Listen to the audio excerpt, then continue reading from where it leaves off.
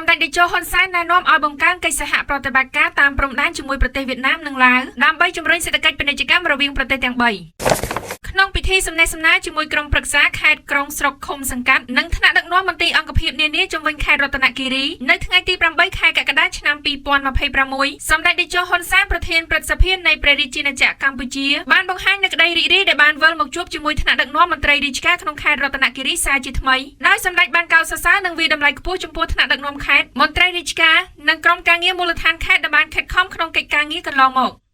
ក្នុងឱកាសនោះដែរសម្ដេចតេជោហ៊ុនសែនបានមានប្រសាសន៍ថាខេត្តនៅតំបន់ភូមិភាគឦសាននេះនឹងក្លាយទៅជាពូលសេដ្ឋកិច្ចទី4ដ៏សំខាន់របស់កម្ពុជាដែលផ្ដោតសំខាន់ទៅលើវិស័យកសិឧស្សាហកម្មនិងធនធានរ៉ែដែលពូលសេដ្ឋកិច្ចទី4នេះនឹងរួមចំណែកក្នុងការជំរុញកំណើនសេដ្ឋកិច្ចនិងសម្រេចតាមចក្ខុវិស័យរបស់កម្ពុជាជាប្រទេសដែលមានប្រាក់ចំណូលខ្ពស់នៅឆ្នាំ2050សម្ដេចតេជោហ៊ុនសែនក៏បានក្រើនរំលឹកដល់មន្ត្រីរាជការទាំងអស់ជាពិសេសក្រុមប្រឹក្សាឃុំសង្កាត់ឲ្យបន្តយកចិត្តទុកដាក់បំពេញតួនាទីភារកិច្ចបម្រើជាតិនិងប្រជាជនឲ្យបានល្អប្រសើរជាពិសេសបន្តយកចិត្តទុកដាក់ផ្ដល់នូវសេវាតម្រូវការនិងសេវាចាំបាច់នានាជូនប្រជាពលរដ្ឋឲ្យបានលឿនរហ័សនិងមានប្រសិទ្ធភាពហើយសម្ដេចក៏បានជំរុញនិងគាំទ្រចំពោះការពង្រឹងប្រសិទ្ធភាពនៃការប្រមូលពន្ធដារនិងពន្ធគយរួមទាំងវិធានការតឹងរ៉ឹងក្នុងការទប់ស្កាត់អំពើរត់គេចពន្ធឬការរកស៊ីមិនបង់ពន្ធដើម្បីបង្កើនចំណូលថវិកាជាតិ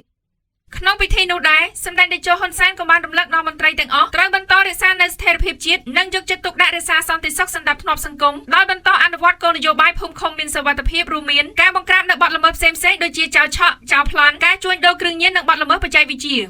មិនខុសពីលើកមុនដែរសម្ដេចតេជោហ៊ុនសែនក៏បានមានប្រសាសន៍ឲ្យអាជ្ញាធរគ្រប់លំដាប់ថ្នាក់បន្តយកចិត្តទុកដាក់ចំពោះអតីតយុទ្ធជននិងនិវត្តជនពីព្រោះពួកគាត់ជាអ្នកដែលធ្លាប់បានចូលរួមចំណែកយ៉ាងសំខាន់ក្នុងកិច្ចការអភិវឌ្ឍប្រទេសជាតិ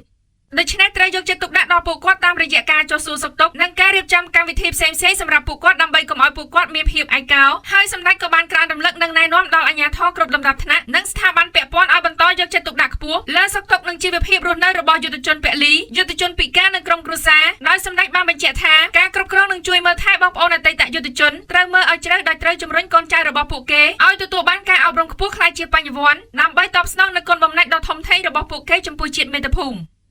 សម្ដេចតេជោហ៊ុនសែនក៏បានណែនាំដល់អាជ្ញាធរត្រូវយកចិត្តទុកដាក់ដោះស្រាយចំនួនដីធ្លីជូនប្រជាពលរដ្ឋឲ្យបានរហ័សនិងមានប្រសិទ្ធភាពជាពិសេសការដោះស្រាយក្រៅប្រព័ន្ធតុលាការដោយមិនត្រូវលំអៀងខាងភាគីណានោះទេហើយសម្ដេចតេជោក៏បានអំពាវនាវដល់អាជ្ញាធរគ្រប់លំដាប់ថ្នាក់ឲ្យពង្រឹងកិច្ចការពារអភិរក្សនិងទប់ស្កាត់រាល់បទល្មើសធនធានធម្មជាតិនានាសម្ដេចតេជោហ៊ុនសែនក៏បានក្រើនរំលឹកដល់មន្ត្រីទាំងអស់ត្រូវយកចិត្តទុកដាក់លើការងារមូលដ្ឋានមិនត្រូវឲ្យមានភាពថ្នាំងថ្នាក់ដល់ទឹកចិត្តប្រជាពលរដ្ឋនិងត្រូវចាំថាមន្ត្រីមិនមែនជាចៅហ្វាយរបស់ប្រជាជននោះទេហើយសម្ដេចតេជោក៏បានណែនាំឲ្យអាជ្ញាធរខេត្តរតនគិរីត្រូវបង្កើនកិច្ចសហប្រតិបត្តិការតាមព្រំដែនជាមួយប្រទេសវៀតណាមនិងឡាវដែលជាប់នឹងព្រំដែនកម្ពុជាធ្វើឲ្យព្រំដែននៃប្រទេសទាំង3នៅតែជាព្រំដែនសន្តិភាពនិងសហប្រតិបត្តិការជាពិសេសដើម្បីជំរុញសេដ្ឋកិច្ចពាណិជ្ជកម្មរវាងប្រទេសទាំង3កាន់តែល្អប្រសើរ